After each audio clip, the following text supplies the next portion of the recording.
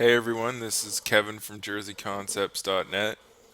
It's a site I made where you can rate and post your own jerseys. In this video, I'm just gonna throw together a quick guide on how I create jerseys. It might help you out in creating your own. I know everybody has their own way of doing it. I just wanted to show people kind of how I approach it. So I use Photoshop when I create jerseys, and I use the Iceborne template. I have a Photoshop file here that is kind of my own little concoction based on the Iceborne template. It gets all layered out the way I like it when I'm creating concepts. So if you want to get the Iceborne template, it's on Aesthetics. I believe it's .info or .co. If you just go to Google and type aesthetics, it'll pop up, and then in the concepts section, they have like a templates page where you can grab either this one. There's another one too, but I really like this one. It's the best concept template I've come across, so that's why I use it. So what I'll do first is I'll have like an idea of how I want it to look in my head, or I'll look at some reference of another jersey I kind of like the style of and go with it based on that. Now, since this is just a quick uh, tutorial video, I'm just gonna go through this really fast. I'm going to throw one together for the Sabres. Let's say I'm going to make a concept for the Sabres' third jersey, considering their third jersey is kind of crappy. So I think I'll go with yellow. What I did was I just picked the paint bucket tool. Make sure anti-alias is unchecked because this is kind of a pixelated, like it doesn't have any anti-aliasing, so if you have anti-aliasing, it kind of muffles it and doesn't make it as clean as it should be, in my opinion. So I uncheck anti-alias, contiguous is off, so that it makes everything yellow that was white. I have the color separated as well. I'm going to turn contiguous back on just so it stays within the areas I'm filling. As you saw, I grabbed the color from this. This is the logo I'm just going to use for the front of it. So I grabbed the yellow. Now I'm going to grab the blue using the eyedropper. I'm just going to go into color and say make this blue. And I'll make the shoulders blue as well.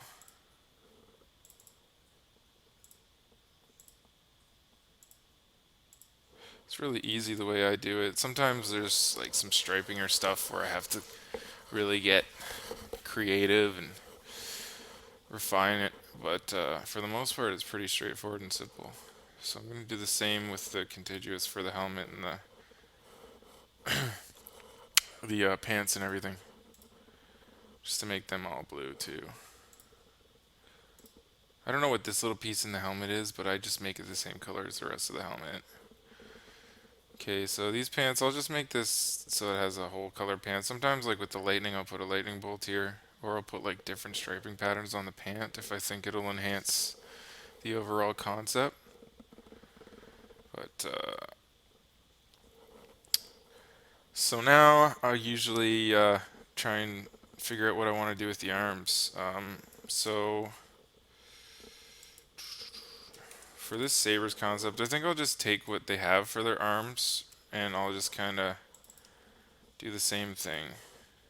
They have kind of like a three stripe pattern where the middle stripe is thicker. So I'll try and put something like that together. I think 20 would be good. And I use the line tool, and what I'll do is I'll just draw. I'll draw some lines here, and I'll make them go right up to the gray outlines, seam, whatever you want to call it. And then I'll just keep doing this with different line tools. Like this one, I'll make maybe 40. Is that too thick? Yeah, maybe I'll do 30. I'm just gonna do this quick. Normally, I'm a bit more, I guess, of a perfectionist, but in this tutorial, I don't want it to be too long. So I'm just gonna go ahead and throw another line in here, another stripe. It's not that much thicker. Anyways, it's fine. We'll just leave it for now. My brain's telling me to fix it, but whatever. And then I'll go and I'll use the magic wand tool and I'll select the base layer. Again, anti-alias turned off. And I'll select inside of the arm, inside of the seams, and then I'll invert it. I use Control Shift I, go to the layer with the stripes, and I'll delete that, right? So it fits perfectly in there. Now say I wanted to have like another color inside of the arm between the striping. I'll just go back to my base layer like you can see here. I'll fill that part in so it shows under. I think that looks pretty good. And then what I do with the stripes to get them on the other arms is I just make a copy of the layer, flip it, and then I'll use the arrow keys to get it perfectly. And whoa, what am I doing here? I'll use the arrow keys to get it like nice and tight. And then, yeah, I forgot to put the gray in the rest, so I'll do that now. And then I'll merge those layers together just so it's really easy for me to move it to the back, because the way that of this template is, the front is pretty much the exact same as the back, which is awesome for basically copying the front elements and putting them onto the back. And now what I'll do with this is the same thing I did with the front, just to kind of get rid of that little extra striping there that overlaps onto the front. So do that. Oh, I got rid of that. I have to add that too, so it doesn't delete that. Okay. No, I need to remove that. Nope, I need to invert it again. Alright, there we go. I hope you saw how I did that. I just used the magic wand tool, clicked in there, and then I used the, what's this called? Marquee tool, just to remove. You hold down Alt to remove, and Shift to add for the marquee tool. That's more Photoshop basics. I don't really want to get into all that stuff right now. You can learn more by just Googling Photoshop tutorials for stuff like that. And then I'll do, let's say I want to change the lace color to the gray. Right. Or I'll just leave that white. Control Z to undo it. I'll do a lot of toying around like that when I'm creating a template, or a concept rather. And then for the socks, usually I'll take whatever size I use for the line tool, and I'll probably, yeah, and then I'll just go along here. And this little gray area here I created myself. It's kind of what I like to try and stick to across all my concepts, just so they're all nice and uniform. Um, so what I'll do is like, I'll do exactly what I did with the arms, only I'll do it for the socks. See, so that everything, all the sock sizing for the stripes is the same, just so it looks proper. And then I'll rasterize this so I can remove some of it. I'll add that gray there. I think that gray is pretty close, so it's not exactly the same. So I'll put, oop, where is it? There you are. There, I'll put that gray in, and then I'll select the inside of the socks, and I'll remove that from the stripes I just created there. So you can see it's already coming along pretty good. We already got like the arms done. I'm not going to do like a bottom stripe on here. Normally I would, unless I thought it looked better without it. I know a lot of jerseys nowadays are like going without the bottom stripe, just for whatever reason. Sometimes it looks better with the cleaner, minimalistic look, but more often than not, it looks better with a bottom stripe. Alright, so I think this looks alright for a quick kind of thing. Now the numbers, I have this grouped up, and sometimes I'll put like, I'll show you. Let's say for this number I want to make this blue, so I'll just take the text tool, select that text I have, and I'll just do that kind of thing. And then if I want to add, like let's say I want to make this the lettering white with like a blue stroke. Since I already have this all set up, I can just go into my text tool. I made it white as you saw, and then I'll add a stroke with the color I want. So that I could make it even smaller, but yeah, 2 is fine. And then I'll copy the layer style. Sometimes I'll even do the color overlay, just so it's easier to copy the layer style to the other text layers. So then I'll go copy layer style, paste it to the small numbers on the arms, paste. So now all that's left for this concept is adding the logo. I'm just going to add one on the front. I normally put them on the shoulders as well because I think that the jerseys just look a lot better with little shoulder patches.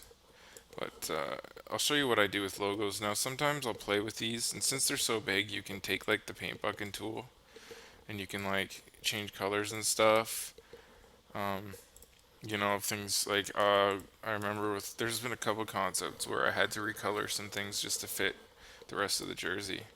But this one I'm just gonna leave basically like this and show you how I get it into the jersey template. So I'll take away the trademark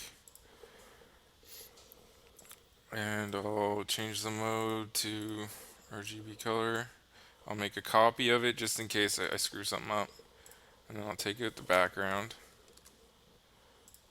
and then I'll take out any parts of the background need to go, and then I'll make a copy of this. I'm going to copy this, so I highlight it all by pressing Control A, and then Control C to copy, and Control V to get it in here. Normally I'd spend a bit more time on the logo, just refining it and stuff, but we're going to keep this short and sweet.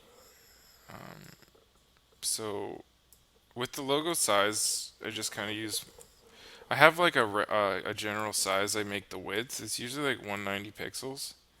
But sometimes for some different logos, some are longer, some are wider. It all depends on the logo really. But this one, since we're doing a quick thing, I think this looks pretty good at 190 pixels. So I'll just slap it on there. And there we have a really fast Buffalo Sabres third jersey concept that I slapped together in 5 minutes. I usually take a bit more time and try and refine things as much as I can, but just wanted to give everyone an idea. And I hope this tutorial helps some people out. I don't really know how to use Illustrator. I know some people use Paint and they'll just literally there's actually a thread if you Google Paint Users Paradise on sportslogos.net, which is a site where I get all the logos, most of the logos I use.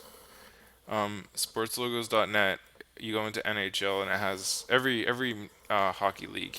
It has logos for it in a nice big size. So, but yeah, if you Google Paint Users Paradise, or you go to the templates page on jerseyconcepts.net, there's a thread called Paint Users Paradise, and it has like every single template for every single team in this kind of pixelated format where you can literally take the paint bucket tool and paint, and you can just like fill in areas you want.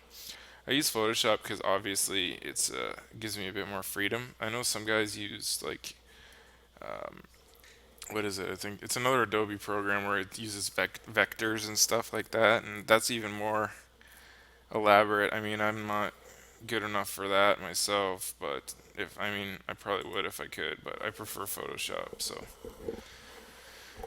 yeah, anyways, like I said, I hope this video helps somebody out, and feel free to post your jerseys on jerseyconcepts.net so they can be rated, and